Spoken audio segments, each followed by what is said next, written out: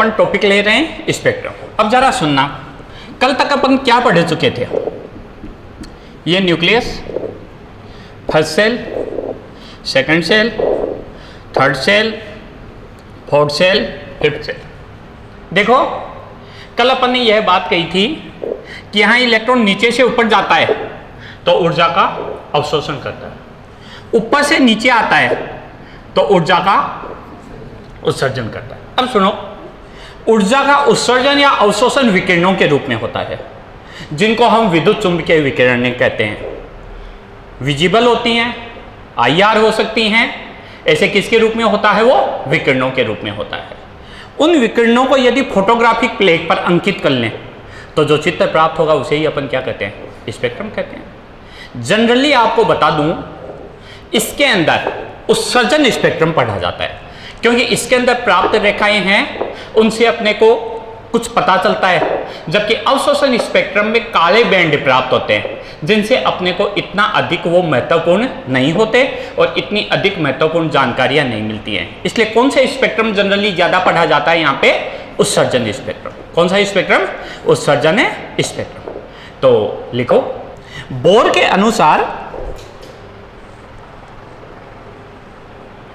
अनुसार जब एक परमाणु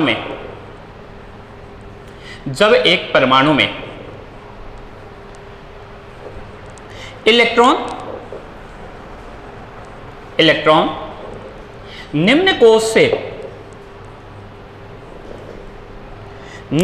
से उच्च कोश में, निम्न कोश से उच्च कोश में, निम्न सेल से हायर सेल में जाता है तब वह ऊर्जा का अवशोषण करता है, तब वह ऊर्जा का अवशोषण करता है तथा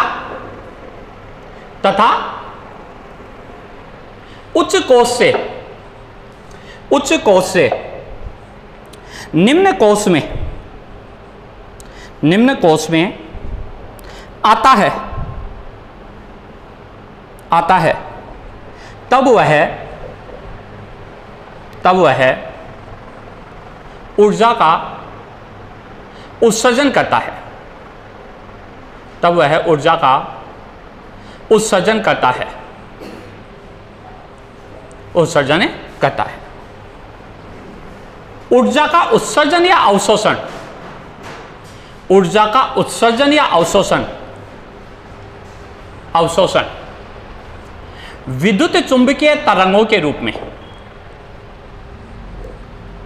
ऊर्जा का उत्सर्जन या अवशोषण विद्युत चुंबकीय तरंगों के रूप में होता है, जिन्हें फोटोग्राफिक प्लेट पर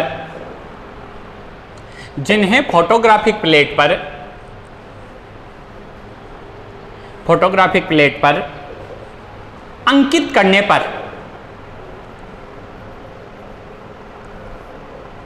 करने पर जो चित्र प्राप्त होता है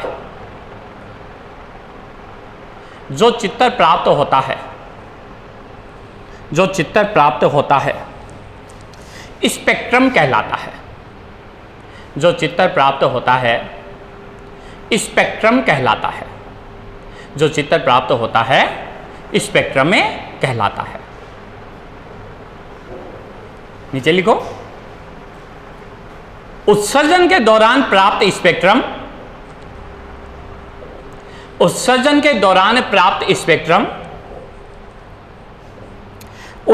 स्पेक्ट्रम, उत्सर्जन के दौरान प्राप्त स्पेक्ट्रम, उत्सर्जन स्पेक्ट्रम तथा अवशोषण के दौरान प्राप्त स्पेक्ट्रम अवशोषण स्पेक्ट्रम कहलाता है। अवशोषण के दौरान प्राप्त स्पेक्ट्रम अवशोषण स्पेक्ट्रम कहलाता है। ओके, नॉर्मल सी बात थी जो मैंने आपको बताई है। लिखो, स्पेक्ट्रम निम्न दो प्रकार का होता है। स्पेक्ट्रम निम्न दो प्रकार का होता है, सतत या बैंड। सतत या बैंड। ध्यान रखना है, यह अणुओं के द्वारा दिया जाता है। किसके द्वारा दिया जाता है? अणुओं के द्वारा। और ये लो, बिल्कुल इसको ऐसे पूरा ब्लैक कर लो, इसको पूरा ब्लैक कर लो। और दूसरा असतत या रेखीय, यह परमाणुओं के द्वारा दिया जाता है। यह परमाणुओं के द्वारा दिया जाता है और यह इसे बैंड प्राप्त होते हैं, जिसको अपन क्या कहते हैं? रेखीय स्पेक्ट्रम। लाइनें प्राप्त होते हैं, इसको लाइन स्पेक्ट्रम भी कहते हैं। और वो होता है अपना सतत या बैंड स्पेक्ट्रम। ओके, ये सुनो, उत्सर्जन भी सतत हो सकता है और असतत हो सकता है, और अवशोषण भी सतत हो सकता है और असतत हो सकता है। इतना पढ़ा उसमें, बस हल्का सा ये ध्यान रख लेना, इतना पढ़ा उसमें हल्का सा ये ध्यान रख लेना, क्या कि सतत तो अणु देते हैं और असतत परमाणु देते हैं। बाकी इतनी पढ़ी वो केवल कह के गए थे, किसी काम का नहीं है, परीक्षा में कोई नहीं पूछता है, वो सिर्फ कह के गए थे। अरे भाई, मतलब आगे पढ़ेंगे उसके लिए क्या थे? कह गए थे। हाँ, अब सुनो,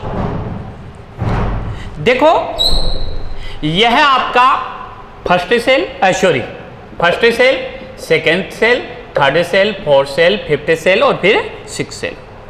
तो ऊपर से इलेक्ट्रॉन किसी भी सेल में आ सकता है, तो नीचे तीर का निशान लगा के लिखो। एक उच्चतर कोष और ब्रैकेट में लिख लेना N2 से निम्नतर कोष में इलेक्ट्रॉन के संक्रमण के दौरान, कोष में इलेक्ट्रॉन के संक्रमण के दौरान बनने वाली स्पेक्ट्रमी रेखाएं,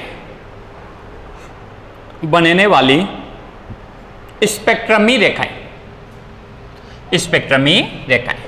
और इसका फॉर्मूला लिख लेना, N2 minus N1 into N2 minus N1 plus 1 upon 2।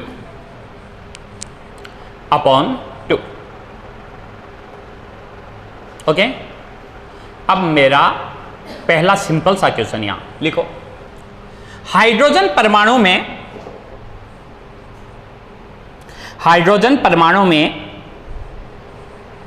एक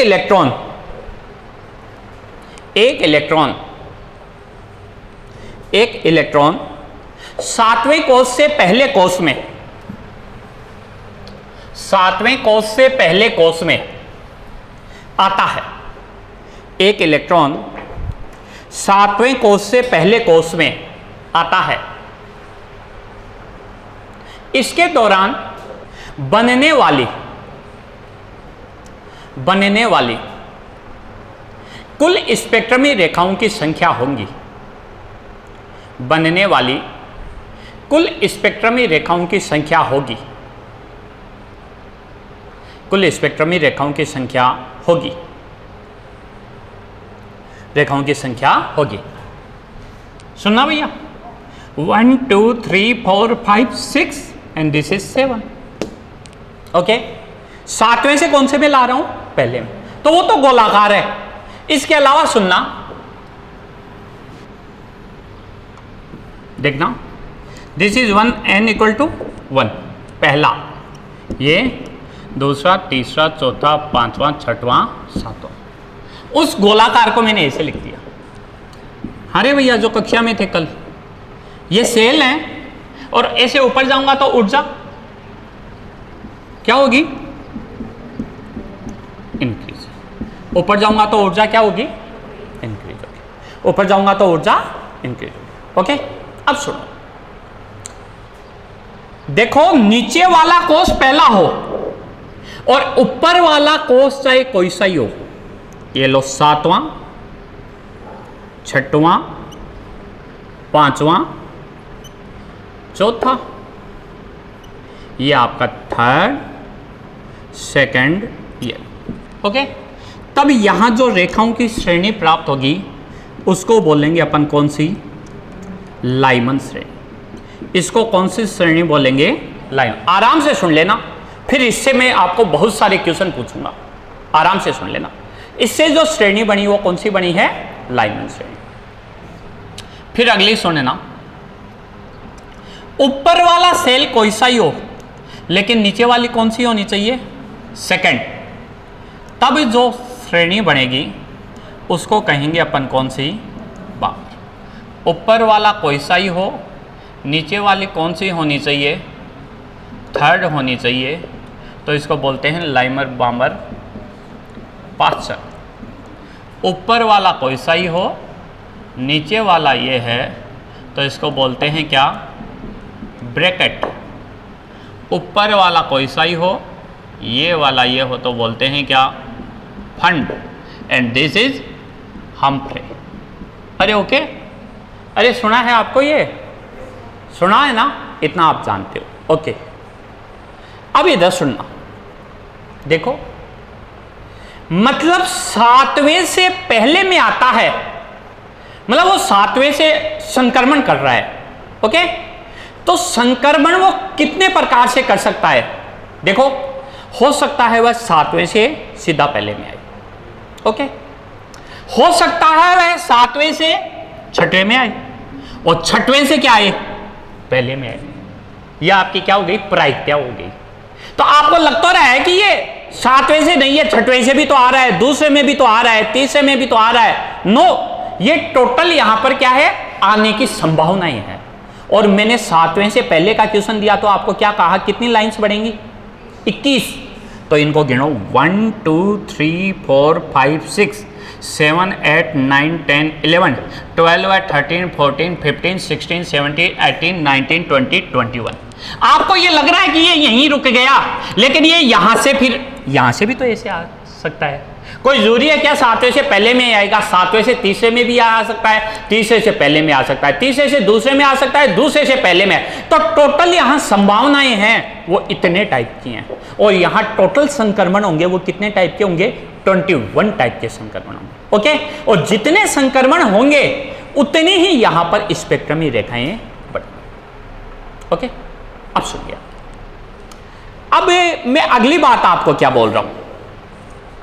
देखो, ये जो पहली रेखा है इसको बोलूंगा मैं अल्फा, दूसरी रेखा है इसको बोलूंगा मैं बीटा, तीसरी रेखा इसको बोलूंगा मैं गामा, चौथी रेखा इसको बोलूंगा मैं डेल्टा, पांचवी रेखा इसको डेल्टा डैश, छठवीं रेखा है इसको डेल्टा डबल डैश, पांचवी को डेल्टा डैश, छठवीं को डेल्टा डबल डैश, ऐसे इसको विभिन्न नाम दूंगा। आपको ऐसे पूछ सकता है बामर श्रेणी की प्रथम रेखा हेतु N1 N2 का, चलो बामर तो अभी मैंने बताई नहीं, लाइमन श्रेणी की प्रथम स्पेक्ट्रमी रेखा हेतु N1 N2 का मान होगा, तो N1 का 1 और N2 का। तीसरी रेखा के लिए 1 2 3, ये 1 और ये 4। अरे ठीक है, अरे ठीक है। और वैसे आपको एक शॉर्ट में बता दूं कि जो नीचे वाली होगी बामर में, सॉरी लाइमन में, वो नीचे वाली N1 तो होगा 1, और ऊपर वाली जो पूछता है उसमें 1 जोड़ देना, ऊपर वाली जो पूछता है उसमें 1 जोड़ देना। जैसे पहली रेखा तो N1 1 और ये क्या हो गई 2, ये दूसरी रेखा 1 और ये क्या हो गई 3, जो पूछे उसमें 1 जोड़ देना ऊपर वाली के लिए। और हर सभी में यह नियम चलेगा। जैसे मैं ऐसे बोलूं, पांचन श्रेणी की तीसरी रेखा हेतु N1 और N2 का मान होगा, पांचन 1 2 3, तो N1 तो 3 और N2 6। कौन सी रेखा के लिए पूछा है मैंने? पांचन के लिए। अरे समझ रहे हो या नहीं? तो इस, अरे हो जाएगा या नहीं हो जाएगा? अरे ठीक है कि, अरे ठीक है। तो ऐसे आपको यह ध्यान में रखना। बनाओ चित्र, बनाओ। यह इंग्लिश मीडियम का है क्या कोई आपके? यूवी क्षेत्र, देखो थोड़ा सा इंग्लिश में बुलवाओ जी, ज्यादा हिंदी बोली हुई है बच अच्छी नहीं है। यूवी विजिबल रीजन, आपको ये किसी नाम में दिक्कत आई तो आप मेरे को बोल सकते हो। लाइमन श्रेणी हमेशा यूवी में आती है, यह हमेशा विजिबल में आती है, बाकी की सभी आईआर में आती है। इंफ्रारेड रीजन बाकी सभी आती है किसमें? आईआर में, इंफ्रारेड रीजन में।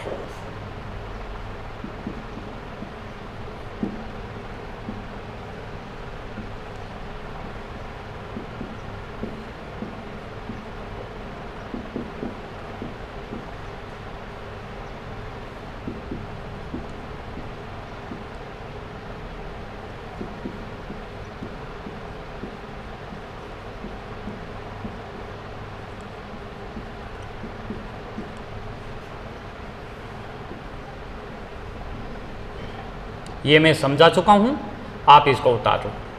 देखो एक तरह से यह बेसिक ही है। आप केमिस्ट्री के नाम की कोई एग्जाम दे लेना, second grade, first grade, set, not net. मैं नेट की बात नहीं कर रहा हूं। नेट में तो फर्स्ट ग्रेड का पूरा पढ़ोगे, उसमें मुश्किल से 10 से 20 क्वेश्चन मिल जाएंगे, वही काफ़ी हैं। मैं झूठे यहाँ आपको ऐसे कहूँ कि हर टीसी में नेट का आ जाता है, नो। हाँ, सेट आरपीएससी के द्वारा या आरएमएसएसबी या आरएसएमएसएसबी, क्या है पूरा नाम इसका यार? मैं तो मन नहीं कौन ध्यान थे तुम, यो तो मन नहीं ध्यान है। आरएसएमएसएसबी है या आरएमएसएसबी है? RSMSSB, okay. उसका कोई भी एग्जाम हो, उनमें केमिस्ट्री जो होगी वो यही होगी। तो उसको पूरी कोई आप पढ़े पढ़ा लो, क्या उसका वो है ये। तो जब तक आपके कोई फॉर्म वॉरम नहीं आते हैं तब तक मैं पूरा ऐसे अच्छी तरह, और जल्द आपको हो जाएगी कि हाँ जल्दी है, तो उस स्थिति में मैं आपका क्या अकॉर्डिंग टू सिलेबस चलूंगा फिर पूरा। अभी आपको आराम से अच्छा पढ़ा देता हूँ, या पूरा सिलेबस के अकॉर्डिंग ही चलूँ। तो इसलिए ऐसा भी नहीं है ऐसे कोई आउट जाऊंगा, बस आसपास का आना चाहिए वो, क्योंकि कोई भी क्या कर सकता है, आपको कोई भी ऐसा क्वेश्चन पूछ सकते हैं। अरे चलूं क्या? अब क्वेश्चन लिखो आप। क्वेश्चन पड़ोसी की तरफ झांकना नहीं है और अपने आप को क्वेश्चंस के आंसर देने हैं। हम हाँ, HUMPHREY, हम लिखो। 7वें कोष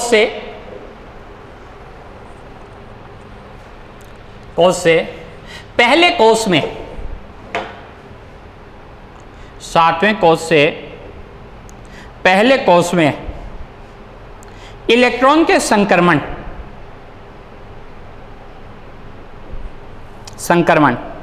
के दौरान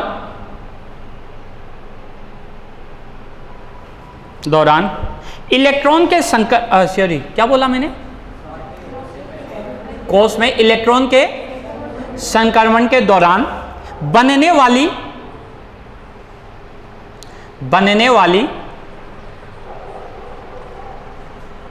कुल स्पेक्ट्रमी रेखाओं की संख्या, बनने वाली कुल स्पेक्ट्रमी रेखाओं की संख्या, कोमा यूवी क्षेत्र में स्पेक्ट्रमी रेखाओं की संख्या, कोमा विजिबल क्षेत्र में स्पेक्ट्रमी रेखाओं की संख्या, कोमा आईआर क्षेत्र में स्पेक्ट्रमी रेखाओं की संख्या, स्पेक्ट्रमी रेखाओं की संख्या परिकलित कीजिए, संख्या परिकलित कीजिए, परिकलित कीजिए, करो, आपका काम है।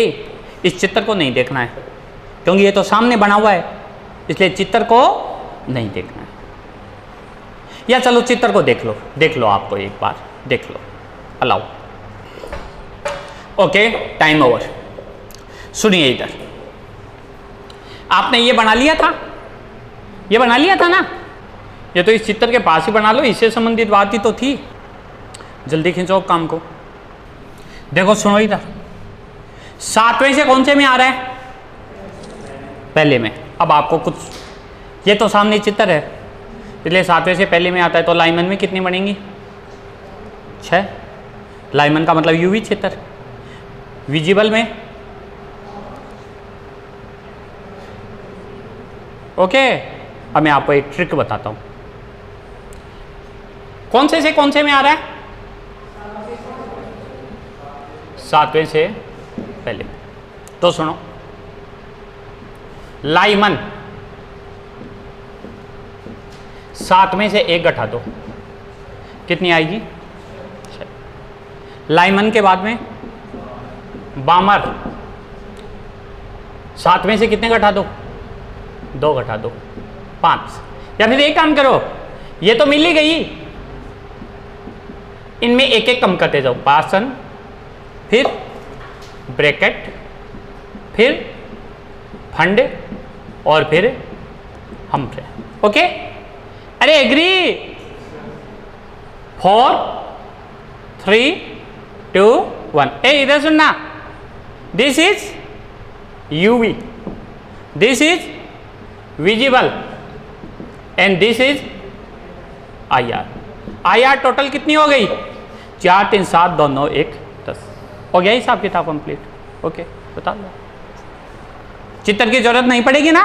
चलो अगला क्वेश्चन देखो। मैंने कहा था ना, शुरू में आपको सांस लेने दिया, मैंने पानी पीने दिया, सब कुछ किया। अब क्वेश्चन करने में देखो, मैं समझाता आराम से हूं, लेकिन अब क्वेश्चन और आंसर क्या किया करो आप, थोड़ा तेज लिखो। अगला क्वेश्चन, एक परमाणु में एक इलेक्ट्रॉन 6वें कोष से दूसरे कोष में, 6वें कोष से दूसरे कोष में संक्रमण करता है। 6वें कोष से दूसरे कोष में संक्रमण करता है। 6वें कोष से दूसरे कोष में संक्रमण करता है। इसके दौरान यूवी क्षेत्र, कॉमा विजिबल क्षेत्र, कॉमा आईआर क्षेत्र में बनने वाली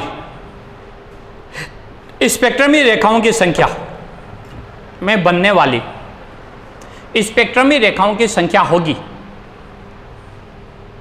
स्पेक्ट्रमी रेखाओं की संख्या होगी तथा कुल स्पेक्ट्रमी रेखाओं की संख्या भी परिकलित कीजिए। तथा कुल स्पेक्ट्रमी रेखाओं की संख्या भी परिकलित कीजिए। देखो, मेरी राइटिंग बिल्कुल बेकार सी आती है, बोलने का तरीका बेकार सा है। आपको इन बातों पे कोई ध्यान नहीं देना है, बस आपको तो जो पढ़ाऊं वो याद कर लेना है। बाकी बड़ा खड़ूस बोलता हूं, डांटता हूं, गुस्सा करता हूं, बिल्कुल करना भी चाहिए, क्योंकि प्यार से कोई मानता ही नहीं है। हाँ, एक चीज और बोल दूं, हाँ काम करते रहो, सुनते तो कानों से हो। आज घोषणा हुई है 6000 फर्स्ट ग्रेड की और 10,000 सेकेंड ग्रेड की। अच्छा, आपने ट्विटर वगैरह नहीं देखा होगा। हाँ, तो ध्यान रखो, कोशिश यही होनी चाहिए कि आपकी विज्ञप्तियाँ है ना, उसके पहले तक आपका पढ़ने वाला काम क्या हो जाए, पूरा हो जाए। उसके बाद में तो रिवीजन और क्या रहे, टेस्ट ही रहे, उनको ज़्यादा फायदा होता है। हाँ जी, ओके। ए सुनो, इतना टाइम लोगे क्या, इतना में तो नींद आ जाए। देखो इठने कौन से में आ रहा है? 6वें से दूसरे में। देखो दूसरा शुरू ही कहां से होता है, तो लाइमन तो 0 आएगी। जहां से शुरू होता है वहीं, और उसमें से वो बाकी निकाल दो, तो ये 4 3 2 1 0। यूवी क्षेत्र 0, विजिबल दृश्य 4 और आईआर 6। टोटल 4 3 7 2 9 1 10, टोटल 10, जिसको आप ऐसे भी निकाल सकते थे n2 माइनस n1 और n2 minus n1 plus 1 upon 2। 4 into 6 7, 7 में 5 बटे हुए 2, कितनी आई देखो 10। आपको पूरा हिसाब किताब दे दिया है। चित्तर की बता दो, कहीं भी जरूरत है क्या? ओके, लिखो। बामर श्रेणी की गामा रेखा हेतु, बामर श्रेणी की गामा रेखा हेतु n1 n2 का मान दीजिए। बामर श्रेणी की गामा रेखा हेतु n1 n2 का मान दीजिए। इसको देखना ही नहीं है, इसको देखना बंद करो भैया, चित्र आपके सामने है ही नहीं है, ऐसे मान के काम करो, क्योंकि वहां आपको चित्र कौन देगा? ये तो मैंने समझाने में काम में लिया है। बन के रबावड़ी बात करो कि ऐसा गलत आदत क्यों डालते हो? कौन सी श्रेणी है? बामर, लाइमन बामर, तो n1 तो हो गई कितनी? 2, या लो ऐसे कर लो, और n2 3 होगी, तब पहली 4 होगी, तब दूसरी हो रही है, लो 5 होगी, तब तीसरी जब बना लेंगा, चित्र बनाऊंगा और यहाँ जोर रहा है। हाँ, चित्र बनाना मंजूर है, मतलब अपनी वो आदतें नहीं छोड़ देते, यही तो अपने दुख का कारण होता है। इसलिए अपने दुखों के कारण को दूर कीजिए, वही पुरानी आदत। अरे हो गई या नहीं हो गई? अरे भैया 2 और जस्ट ऊपर वाली होती है तो पहली, उससे ऊपर वाली होती है तो दूसरी, और उससे ऊपर वाली होती है तो तीसरी, उससे ऊपर वाली होती है चौथी, उससे ऊपर वाली 5वीं। अच्छा क्वेश्चन दे रहा हूं। लाइमन श्रेणी की उच्चतम तरंग दैर्ध्य, उच्चतम वेवलेंथ तथा निम्नतम वेवलेंथ तथा निम्नतम वेवलेंथ तथा निम्नतम वेवलेंथ वाली स्पेक्ट्रमी रेखाओं हेतु n1 तथा n2 के मान, n1 तथा n2 के मान क्रमशः होंगे, n1 तथा n2 के मान क्रमशः होंगे। कॉपी लाए हो पुरानी? चलो उत्तर बताओ। पहले तो सुनो, आपको यह लाइन बोलना मैं छोड़ दिया था उस टाइम।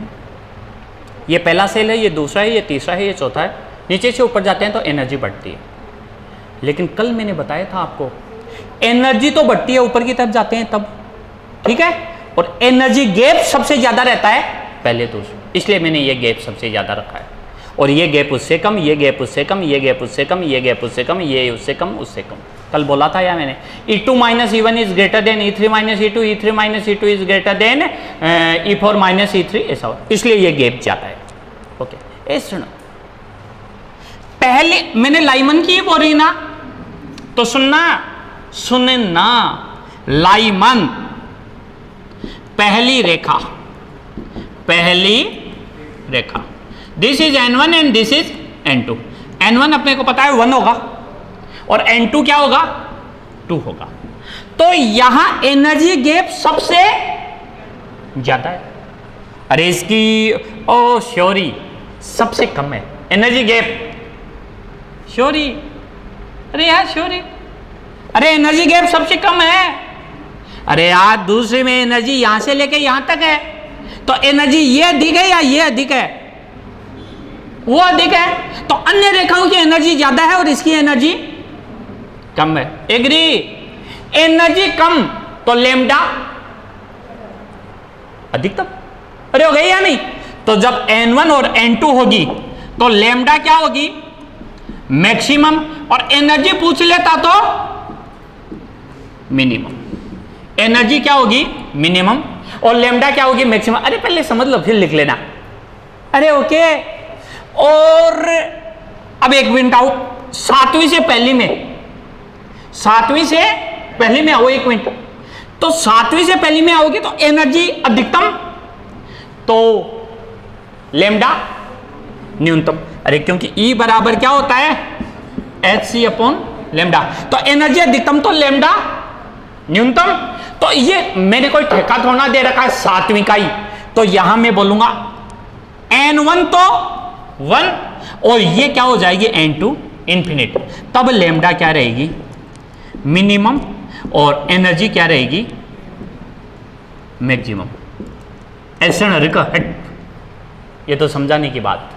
और वैसे आपको ट्रिक दे रहा हूं मैं, वैसे मैं आपको ट्रिक दे रहा हूं। क्या? इधर से इधर आते हैं ना तो लेमडा इंक्रीज होती है, इधर से इधर आते हैं ना तो लेमडा इंक्रीज होती है। तो सबसे ज़्यादा लेमडा किसकी होगी? 1 और 2 वाले की। छोटी वाले की सबसे ज्यादा लेमडा होती है, चाहे कोई सी भी ले लेना। अरे ठीक है के, और सबसे कम लेमडा किसकी हो गई? बड़ी वाले की, इन्फिनिट से उस वाले की। अरे हो गई या नहीं हो गई? छोटी वाले की लेमडा सबसे अधिक और बड़ी वाले की लेमडा सबसे कम। बस ये ट्रिक ध्यान रखना, खत्म। उतार लो, उतार लो भैया, चलो जल्दी, रुकूंगा नहीं अब। बस थोड़ा सा मेरा मूड बनने में टाइम लगता है, फिर ऐसे अपन स्पीड पकड़ लेते हैं। समझो आराम से, लिखो जल्दी। अगला क्वेश्चन लिखो। हैं? अरे भैया अभी तो मैंने पहले आपको बोल रहा था 7वें से पहले में आओ, 6वें से पहले में आओ। अब मैंने ऐसा तो कुछ बोला ही नहीं है ना। तो जो सपोज इन्फिनिट नहीं हो तो जो बड़ी से बड़ी संख्या वो हो जाएगी। इन्फिनिट नहीं हो तो बड़ी से बड़ी, और इन्फिनिट हो तो फिर इन्फिनिट होगी, क्योंकि ऊंची से ऊंची संख्या क्या होगी? इन्फिनिटी तो होगी। अरे ओके, तो वो तो ऑप्शन के अनुसार होगा, बड़ी से बड़ी और छोटी से छोटी, और उसके अंदर छोटी से छोटी और उससे जस्ट ऊपर वाली। अगला क्वेश्चन लिखो। पाषाण श्रेणी की न्यूनतम ऊर्जा एवं अधिकतम ऊर्जा, न्यूनतम ऊर्जा एवं अधिकतम ऊर्जा वाली रेखा हेतु, वाली रेखा हेतु, रेखा हेतु n1 एवं n2 का मान होगा। वाली रेखा हेतु n1 एवं n2 का मान होगा। आप करो, आप, मेरे को नहीं करना है। हाँ देखो, इसको रोजाना याद कर लिया करो, वरना लास्ट में ये भार हो जाएगा। 1-2 दिन में आपको डीपीपी दिलवाना भी स्टार्ट कर दूंगा, फिर क्वेश्चन सोल्व कर लिया करो। क्या क्या बोला मैंने? पाषाण श्रेणी की न्यूनतम है ऊर्जा, तो ऊर्जा तो न्यूनतम है ये रहेगी, ठीक है ना। तो न्यूनतम ऊर्जा ये तो ये लो, मतलब यही तो है। तो n1 बराबर तो 3 और n2 बराबर 4। और पाषाण के बाद में अधिकतम ऊर्जा, मैक्सिमम एनर्जी, किसके लिए? पाषाण श्रेणी के लिए।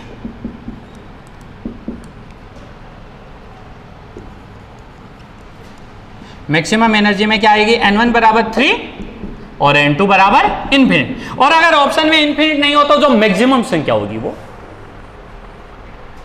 ओके, किसी को कोई दिक्कत हो बोल सकते हो। लिखो, नीचे तीर का निशान लगा गया। स्पेक्ट्रमी रेखाओं की तरंग दैर्ध्य का परिकलन निम्न समीकरण से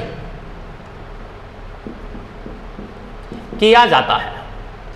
न्यू आर को क्या बोलते हैं भैया? न्यू आर को आओ गाड्रो, वाह वाह, आवर्ती न्यू आर ने, वाह वाह मेरे देश के वीर जवानों, क्या कहना आपका है?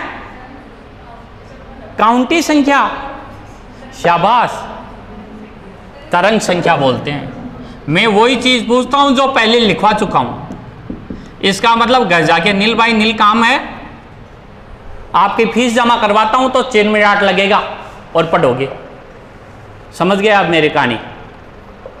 अरे याद ही, एक घंटे तो पूरा ही पढ़ा रही हूं मैं, और बुध है याद कर दिया खुद या करशियो भाई। लेमडा तरंग दैर्ध्य होती है RH।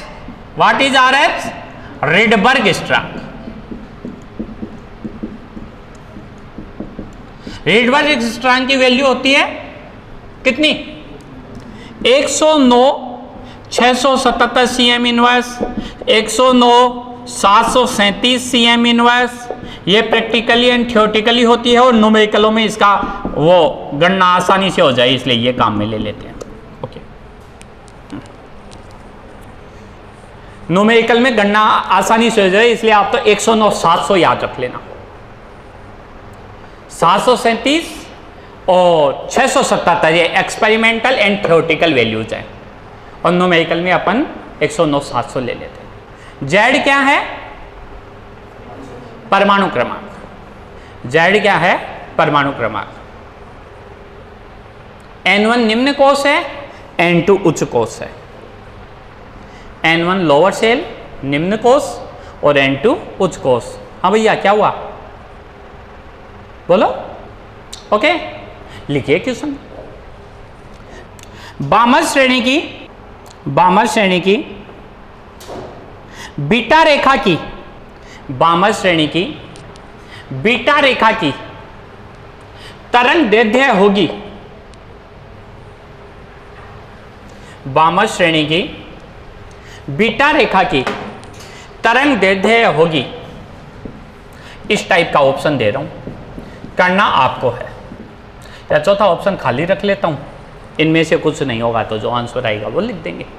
और आपको कह दूं भैया जीके भी पढ़ना, 75 क्वेश्चंस आते हैं, उनमें आपको जीके का रेशियो, एवरेज रेशियो होता है 35 से 40 क्वेश्चन 75 में से, और अपने आप को एकदम सेव करना चाहते हो तो 40 से ऊपर क्वेश्चन, और जितने ज़्यादा करोगे उतना ही बोनस होता जाएगा। 75 में 35 से 40 एवरेज सिलेक्शन के लिए चाहिए होते हैं क्वेश्चंस, और 40 से ऊपर जितना होता जाएगा उतना आपका बोनस होता जाएगा। जितने क्वेश्चन आपके क्या होते जाते हैं, गलत होते जाते हैं, सिली मिस्टेक हो जाती हैं, वहाँ गोले भरने में गड़बड़ हो जाती है, तो वो माफ़ी उतनी ही ज़्यादा मिलती जाएगी फिर, इसीलिए। ओके, लेकिन कहने का मतलब गोली मत देना, पढ़े ना, जिससे हमें भी अच्छा रिजल्ट मिले और आपका भी भला हो। रिजल्ट नहीं मिलने पे हम भी खुश नहीं रहते हैं, और आपका तो रोना ही रोना है, इसमें क्या है। इसलिए आपको यह बात हर 2-3 दिन में एक आधी बार कहता रहूँगा। ओके, लो सुनिए क्या बोला मैंने। लेमडा चाहिए ना, 1 लेमडा RH, इसको R ही रहने दो। परमाणु क्रमांक हाइड्रोजन का, अरे कोई एटम लिखा है क्या मैंने, कुछ नहीं लिखा है तो आप हाइड्रोजन मान लेना, कुछ नहीं लिखवाए तो हाइड्रोजन, और हीलियम वीलियम दे तो आप 2 से क्या कर देना, गुणा कर देना। और ये हो गया 1/N1 स्क्वायर। बोलो, ओ कौन सी रेखा बोली है मैंने, बामर की beta. This is बामर, this is alpha, this is beta. N1 2 और N2 4, तो N1 2 का स्क्वायर और N2 क्या हो जाएगा, 4 का स्क्वायर। अरे हो जाएगी या नहीं हो जाएगी। 1/λ बराबर बराबर ये R। समझदार हो गया आप, अरे समझदार हो कोन्या।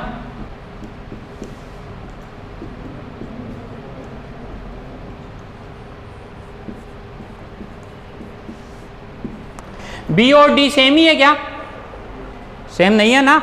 अगर किसी को सेम लगे तो आंखों का ऑपरेशन करवा लो। ओके, ठीक है। चलो अगला क्वेश्चन। He प्लस में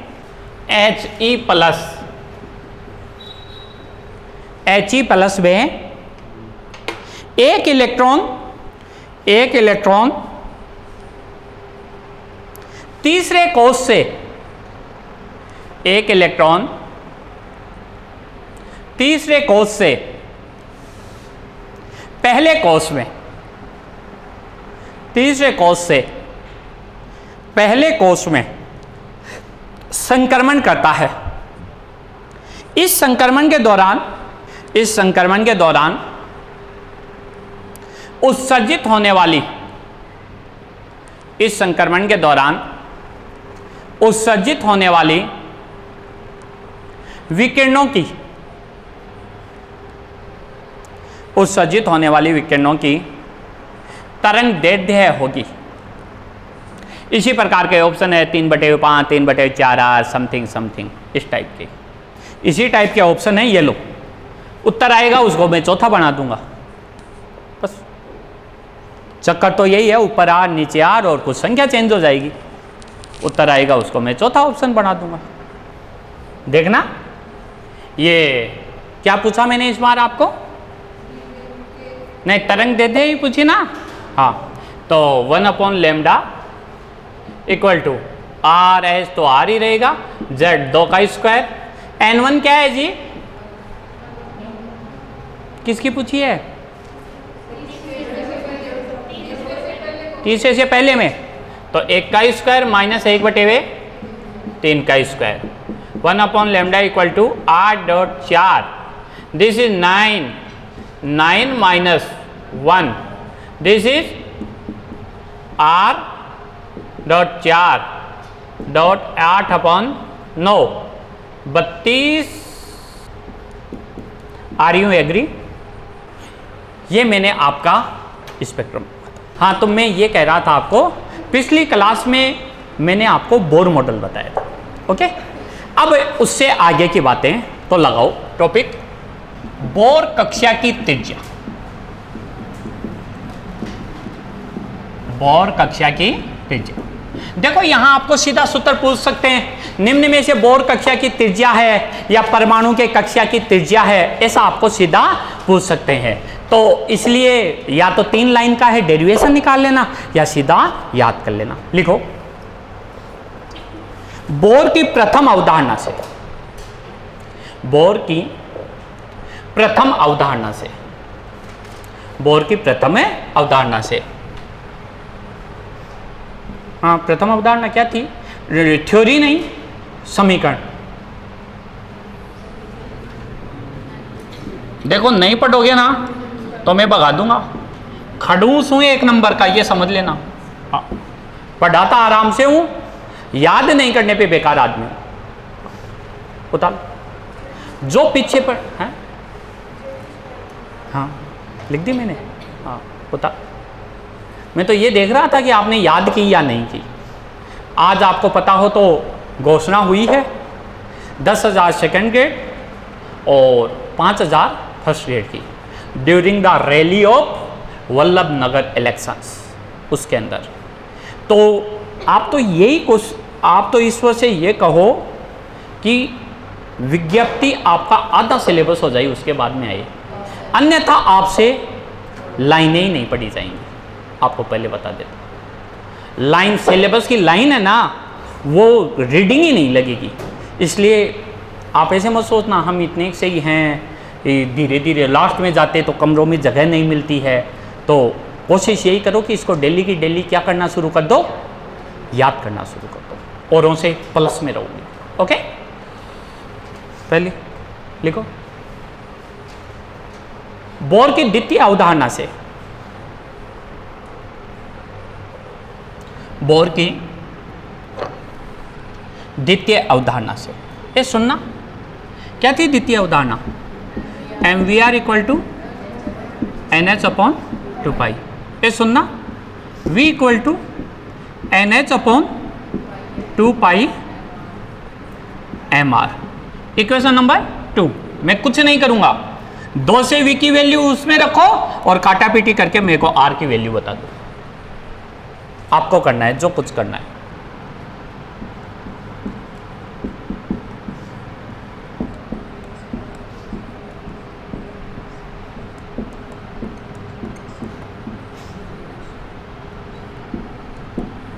देख लो, एग्री हो क्या? आपका भी यही आया है क्या? कभी कभी त्रिज्या, ऊर्जा, वेग, उसका सीधा फॉर्मूला पूछ लेते हैं, तो आपके यह याद होना चाहिए। अगर सपोज ये याद नहीं रहता है तो ये 3 स्टेप का ही है। बोर की अवधारणा तो वैसे भी याद करनी पड़ेंगी, ऊपर नीचे करो निकाल लो, कुछ है नहीं। याद रहता है अच्छी बात है, नहीं रहता है तो 2 स्टेप में निकाल लो ये लो, और करना क्या है। ओके, ये सुनो, N लिख लो, N बराबर सेल कोस, N बराबर सेल कोस, पहला कोस, दूसरा कोस, तीसरा कोस, चौथा कोस, ऐसे। अरे बोलते हैं ना नाभिक के जान, अरे ये पहला, दूसरा, तीसरा, चौथा। ओके, ऐसे। H जानते हो, प्लांक स्थिरांक। नहीं जानते हो तो लो लिखो, प्लांक स्थिरांक 6.62 गुणा 10 की पावर -34 जूल इंटू सेकेंड। 6.62 गुणा 10 की पावर -34 जूल इंटू सेकेंड। पाई जानते ही हो, m इलेक्ट्रॉन का द्रव्यमान, m इलेक्ट्रॉन का द्रव्यमान। पूछ लूं प्रश्न, इलेक्ट्रॉन का द्रव्यमान AMU में, उन्हीं को बोल, जिसको पूछूं वही। हाँ 0.000 कितना, हाँ 54, 0.00054। बस ऐसे यार पूछने का मतलब यही होता है कि आप पर प्रेशर बना रहेगा। प्रेशर बनने से ही आदमी काम करता है, प्रेशर नहीं बनता है तो आदमी कोई काम नहीं करता है। ओके, जब अपने को लगता है ना कल की परीक्षा है तो अपन आज पढ़ते हैं, जब अपने को लगता है ना 1 साल बाद में परीक्षा है तो अपन नहीं पढ़ते हैं, अपन आराम करते हैं, या मर्जी होती तो पढ़ते हैं, मर्जी नहीं होती तो नहीं पढ़ते हैं। और जब आपको लगेगा कि कल जाऊंगा और वो कक्षा में पूछेगा खड़ूस आदमी तो पढ़ के आओगे, और लगेगा कि कौन पूछा तो आज कौन है, ठीक है, तो ऐसे कि ऐसे आ जाओगे। तो क्या करेंगे हम आपका, आप पैसे दे दोगे चले जाओगे, रिजल्ट तो नहीं दोगे ना। और बिना रिजल्ट के क्या है, कौन आता है, कोई नहीं आता है। रिजल्ट देने पे आपका भी फायदा है और हमारा भी फायदा है। ओके, सुन गया? हाँ ओके, चलो। क्या m इलेक्ट्रॉन का द्रव्यमान और केजी में था कितना, 9.1 इंटू 10 की पावर -31 kg। z परमाणु क्रमांक, z बराबर परमाणु क्रमांक। किसी को ऐसे लगे ना कि यार ये m कहाँ से आ गया, ये बोल दिए, मैंने पढ़ा दिया भाई, पहले इनको 1 या 2 क्लास लिए उनमें लिखा दिया, आप इनसे फोटो खींच लेना, और जब कुछ दिनों बाद में ये बैच बहुत लंबा चौड़ा भरा पूरा हो जाएगा तब ये क्लासें लगें, तब आप उन बैच में पढ़ लेना। लेकिन तब तक आपको ये पुराना पढ़ने की इच्छाएं मर चुकी होंगी, आपको ऐसे लगेगा यार इतना पढ़ लिया तो वो तो अब अपन ही पढ़ लेंगे, 1 पेज ही तो है, इसलिए उसकी फ़ोटो खींच के और उसको उतार लेना कोई नया है तो, और किसी की इच्छा रहे तो फिर वो अपन पढ़ लेंगे उसको दोबारा, कोई दिक्कत नहीं है। ओके, Z बराबर परमाणु क्रमांक, E बराबर इलेक्ट्रॉन का आवेश, इलेक्ट्रॉन का आवेश। देखो यहां काम की चीज यही बचेंगी, R बराबर 0.529 गुणा n² upon Z angstrom, n² angstrom. मतलब यहां बाकी सब कुछ कांस्टेंट है, केवल n and Z are variable, वो चेंज होते हैं, और बाकी सब कुछ क्या है, कांस्टेंट। ये सुनना, अगर आपका आंसर एंगस्ट्रॉम में आए तो अच्छी बात है, एंगस्ट्रॉम में नहीं आए तो आपको पता होना 10 की पावर मीटर और -8 सेंटीमीटर, यह आपको पता होना चाहिए। अब जरा मेरी बात सुनना, ये परमाणु, नाभिक, पहला कोष, दूसरा कोष, तीसरा कोष, चौथा कोष, पांचवा कोष, कोष बढ़ने के साथ त्रिज्या बढ़ती जाती है। और यहाँ भी देख लो R प्रोपोर्शनल टू n², कोष बढ़ने के साथ त्रिज्या बढ़ती जाती है। यदि परमाणु क्या है, सेम है, 1 Z बराबर 1 है, 2 है, तो बढ़ती जाती है। सुनो, Z का मतलब परमाणु क्रमांक, परमाणु क्रमांक बढ़ता है तो त्रिज्या घटती है। अर्थात हीलियम के पहले कोष की त्रिज्या हाइड्रोजन के पहले कोष से कम होगी, क्योंकि हीलियम के लिए ये 2 होता है और हाइड्रोजन के लिए 1 होता है। एग्री? अरे हीलियम के लिए 2 होता है और हाइड्रोजन के लिए 1 होता है। अरे एग्री हो के?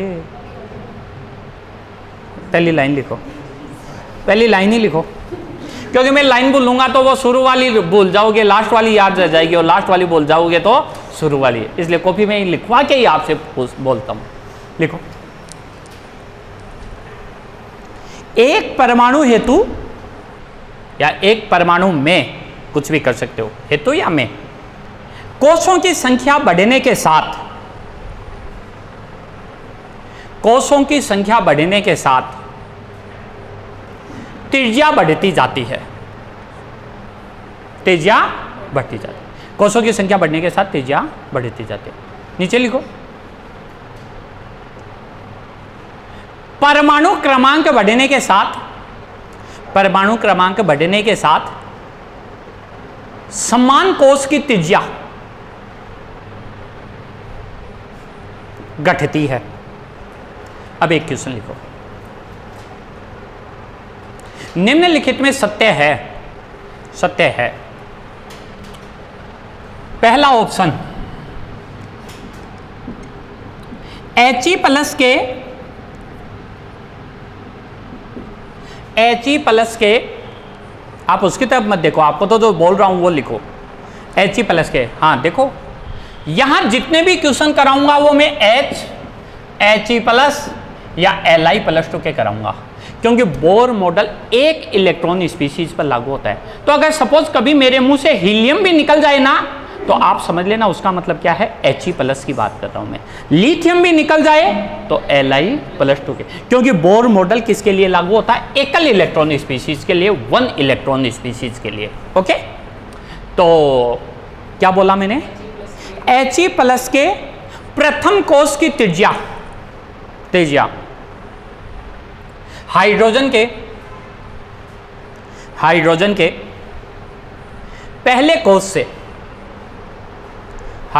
पहले कोष से अधिक होती है। दूसरा, हाइड्रोजन के दूसरे कोष की त्रिज्या पहले कोष से अधिक होती है। तीसरा, He प्लस के दूसरे कोष की त्रिज्या हाइड्रोजन के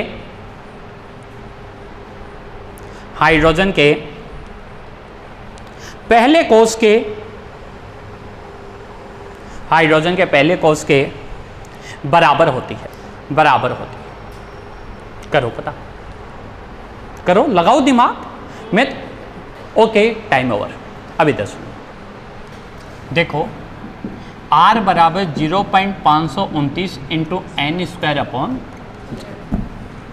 पहला ऑप्शन क्या था बोलना जरा, He प्लस के प्रथम कोष की त्रिज्या, रुको निकाल लूँ, 0.529 और गुना He प्लस को प्रथम कोष है, एक का स्क्वायर और बटे हुए 2 और एक को स्क्वायर तो एक ही वगो, और 0.264 बोल सकता हूँ मैं। दूसरा हाइड्रोजन के दूसरे कोष की 0.529 इंटू, अरे पहला ऑप्शन का ही है, हाइड्रोजन के पहले, अरे किसकी ज़्यादा है, तो इट मीन्स सॉरी हाइड्रोजन के भी पहले की है ना, ये लो, ग्रेटर देन। और इसको मैंने आपको समझाया भी था, क्या अगर कोष समान हो ना तो परमाणु क्रमांक बढ़ने के साथ त्रिज्या घटती है, क्योंकि हाइड्रोजन में तो एक आएगा यहाँ और हीलियम में 2 आएगा तो कम हो जाएगी। देख लो, आपको निकाल के दिखा दिया। ओके, तो वहाँ इतना गुना भाग अपने करने की जरूरत नहीं है, ये समझाने के लिए मैंने आपको इतना किया है। अरे ओके, दूसरा क्या बोला मैंने, हाइड्रोजन के दूसरे कोष की त्रिज्या, ये लो देखना, 0.529 गुणा n स्क्वायर बटे हुए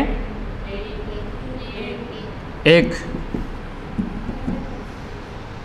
2.0 समथिंग आ जाएगा एंगस्ट्रॉम। ओके, और फिर पहले कोष से ये लो 1, 0.529 गुणा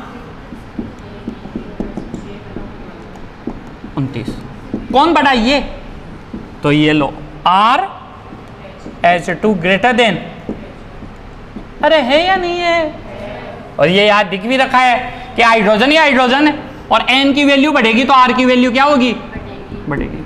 अरे बढ़ेगी या नहीं बढ़ेगी, अरे बढ़ेगी, तो दिख भी रहा है। तीसरा बोलो,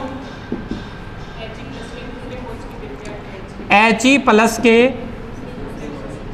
दूसरे कोष की त्रिज्या, He प्लस के दूसरे कोष की त्रिज्या 0.529 गुणा 2 का स्क्वायर अपॉन 2 बराबर 1.0 समथिंग आ जाएगा। ये लो, फिर हाइड्रोजन का पहले कोष की निकाली थे ना, ये अभी 0.500 तो बराबर नहीं होती, किसकी ज़्यादा होती है, RH प्लस की ज़्यादा होती है, किससे, हाइड्रोजन के किससे पहले से, इसके दूसरे की ज्यादा होती है इसके पहले। सुनो, अब सुनो, अगर कोष समान हो तो परमाणु क्रमांक बढ़ने के साथ त्रिज्या घटती है, अगर परमाणु क्रमांक समान हो तो कोष बढ़ने के साथ बढ़ती है, और अगर दोनों डिफर हो तो कैलकुलेट करना पड़ेगा, फिर आप भगवान नहीं हो। अगर दोनों डिफरेंट हो तो कैलकुलेट करना पड़ेगा, आप भगवान नहीं हो। और अगर दोनों में एक भी समान हो तो आप सीधा यहां से भी उत्तर दे सकते। अरे एग्री हो क्या है? ओके, अरे ओके, उतार लो। ये गुणा भाग आपको समझाने के लिए किए हैं, आपको इतनी माथाफोड़ी नहीं करनी है। आपको तो केवल बस ध्यान रखना है कि उत्तर कैसे निकालना है, जो मैंने आपको बता दिया। आपको कुछ पूछना हो आप मेरे को पूछ सकते हैं, अन्यथा मैं क्वेश्चनों की आपके ऊपर बौछार करूंगा और आपको उत्तर देना। बोलो कि लिखो अगला क्वेश्चन।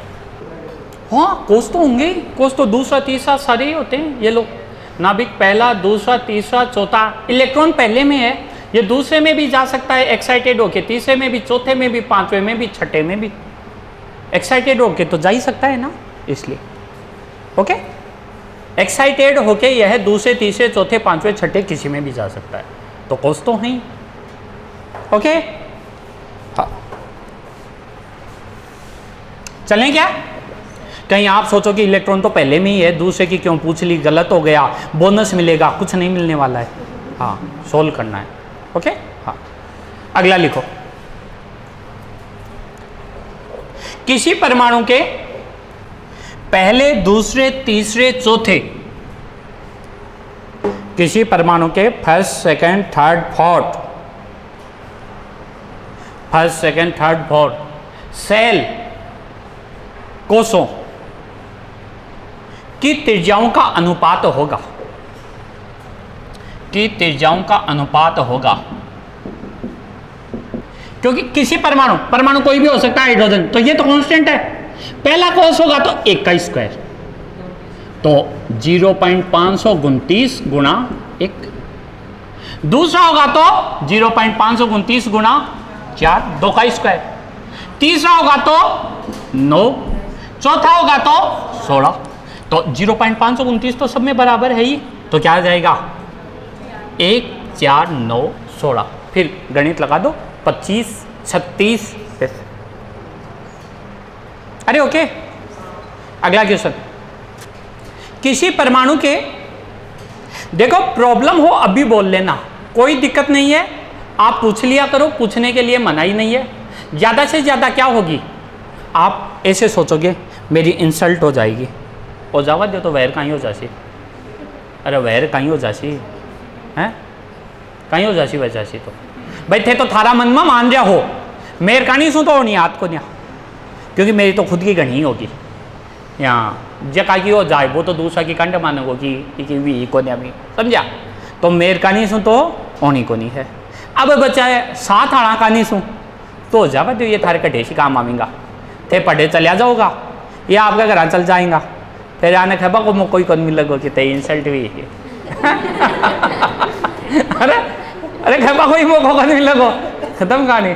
और यहाँ की इंसल्ट तो बेसपूर्वक हो ना, जट सबकी हो जाएगी, कोई बच्चा कोई को नहीं, जी हम बराबर हो जाएगा सब, जी हाँ सबे बराबर। तो कुछ भी प्रॉब्लम है वो हाथों हाथ ही आप बोल के, क्योंकि वो कहते हैं ना कि कोई गुनाहों की दुनिया में घुस जाता है तो उसका वापस बैकअप करना उतना ही क्या होता है, मुश्किल होता जाता है। वो जितना लेट करता जाता है तो फिर भी कहीं केस ला गए, 2 लाख गए, 4 लाख गए, 7 लाख गए, फिर वो सल्टा तो फिर आप अकले है।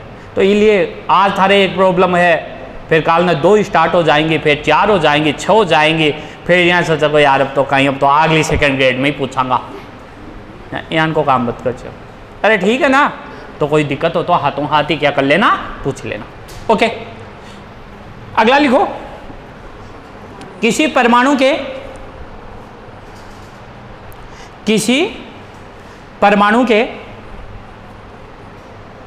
प्रथम 5 क्रमागत कोषों के मध्य, प्रथम 5 क्रमागत कोषों के मध्य दूरी का अनुपात होगा,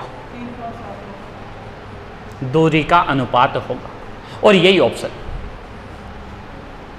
यही ऑप्शन सेम ही होगा, कोई नहीं सेम होगा आपकी तरफ से, यही तो देखो। इधर सुनो, दूरी का अनुपात, ये तो इसकी त्रिज्या थी, तो पहले की दूरी माना 1r थी, दूसरे की 4r, ये तो r आपको ऐसे त्रिज्या के लिए, इसकी 9r, तो इनके बीच की दूरी का अनुपात पूछा है। तो ये शुरू वाली जीरो भी तो होती है नाभिक की, तो 1 में से 0 गया तो 1, 4 में से 1 गया तो 1, 3, 5, 7, 9। सुनो और बता दूं, ये देखना नाभिक पहला, दूसरा, तीसरा, चौथा, पांचवा, छठवां, ए सुनो, ये पहले की 1r, दूसरे की 4r, तो पहले और दूसरे में अंतर कितना हुआ? 3r का ही तो हुआ। तीसरे की दूसरे, इसमें अंतर कितना हुआ? अरे ओके, इसलिए ये है। ओके, अगला लिखो, Li + 2 के दूसरे कोस, Li + 2 के दूसरे कोस, Li + 2 के दूसरे कोस तथा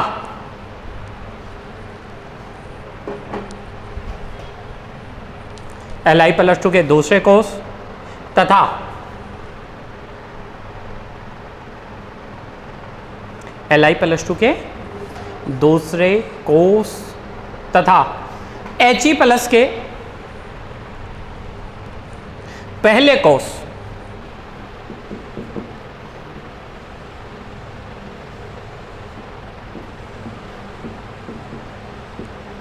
पहले कोस, Li + 2 के दूसरे कोस तथा He + के पहले कोस की त्रिज्याओं का अनुपात होगा, की त्रिज्याओं का अनुपात होगा। मैंने आपको एक ही बात कही थी, जब कुछ समान हो तब तो सीधा होगा, अन्यथा फिर आपको गुणा भाग करना पड़ेगा। हाँ, जो भी उसमें भी आप आंसर आपको ऐसे मिलेगा 2:3, 3:2, 4:3। ये लो डी खाली छोड़ लेता हूं, या तो इनमें से कोई उत्तर आ जाएगा, अन्यथा जो आएगा वो लिख देंगे। देखो न एटम सेम है न कोस सेम है, इसका मतलब आपको कैलकुलेट ही करना पड़ेगा। इट मीन्स ये लो, पहले Li + बोला ना मैंने, तो देखो आराम से सुनना, इनका अनुपात निकालना है, तो 0.529 इंटू n², कौन सा कोस है?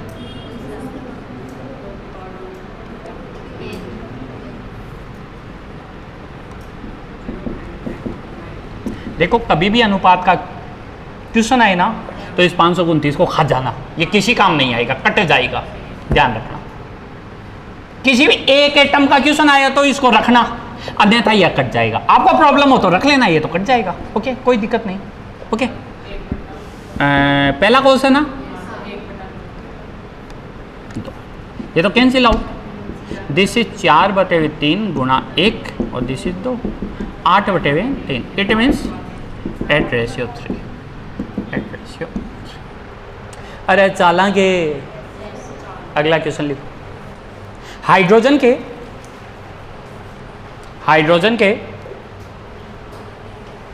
ये उतार लिया सभी ने। हाइड्रोजन के दूसरे कोस की त्रिज्या, हाइड्रोजन के दूसरे कोस की त्रिज्या, हाइड्रोजन के दूसरे कोस की त्रिज्या R है, तब He + के, तब He + के प्रथम कोस की त्रिज्या होगी, He + के प्रथम कोस की त्रिज्या होगी, प्रथम कोस की त्रिज्या होगी। ऐसा कुछ आपको ऑप्शन मिले, ऐसे क्वेश्चंस में ऐसे ऑप्शन मिलेंगे आपको। देखो बस टाइम आपको इतना ही दूंगा, इतने में आप जो कुछ पुटअप कर सकते हो करना चाहिए आपको। ये सुनो, हाइड्रोजन की कौन से कोस की देखना, 0.529 गुणा एन स्क्वायर अपॉन जेड, एक, और इसको मैंने माना है कितना, इसलिए किसकी पूछी मैंने,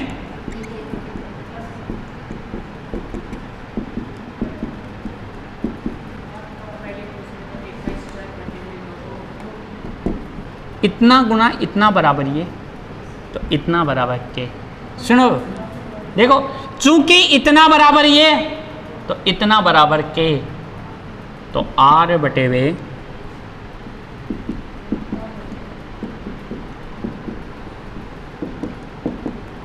किसी को कोई प्रॉब्लम, चूंकि इतना बराबर ये तो इतना बराबर क्या, तो इतना बराबर ये तो इतना बराबर आर, ये आ जाएगा इसके बटे में, अरे कौन यार, चूंकि 50 रुपये में 5 फल मिलते हैं, इसलिए 10 रुपये में कितने फल मिलेंगे, 5 बटे हुए 50 गुणा 10, 10 एकम 10, 5, एक फल मिलेगा। अरे कुनिया के, तो चूंकि अत्ता बराबर आर है, तो अत्ता बराबर क्या, तो अत्ता बराबर आर बराबर अत्ता बराबर आर बटे हुए ये, और ये गुणा में चला जाएगा, तो अब काट लो पीट लो, क्या है ये तो कैंसिल, आर बटे हुए 8 आ जाएगा, इट मीन्स ये लो r/8 या 1 बटे हुए 8 आर, ओके।